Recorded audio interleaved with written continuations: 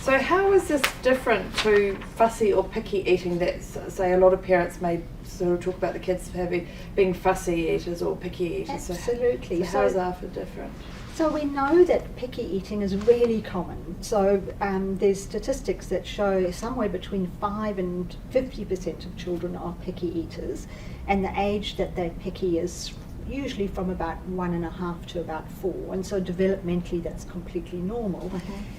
But we have concerns about picky eating becoming more problematic or moving towards the avoidant restrictive food intake disorder when children have less than, say, 20 foods. So a picky eater might have 30 foods and be picky about textures and things.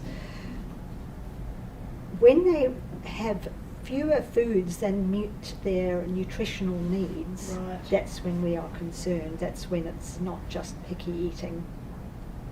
The other thing about picky eating, sometimes picky eaters might lose some foods from their diet for a bit and kind of eat a lot of bananas and then say go off bananas, and then a few weeks later you might give them a banana and they might eat it again.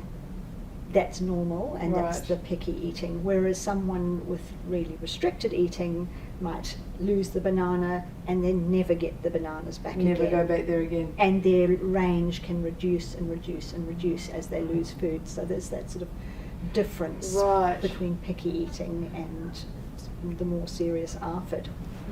The other difference that we might see is picky eaters can often tolerate their non-preferred foods on a plate, and maybe they might try a food somewhat reluctantly and then might say yuck or whatever, but they will tolerate it and often get to try it. Whereas with the children with ARFID, the more typical pattern we'd see is you put a non-preferred food on their plate and they'll have a major tantrum and become extremely dysregulated and upset and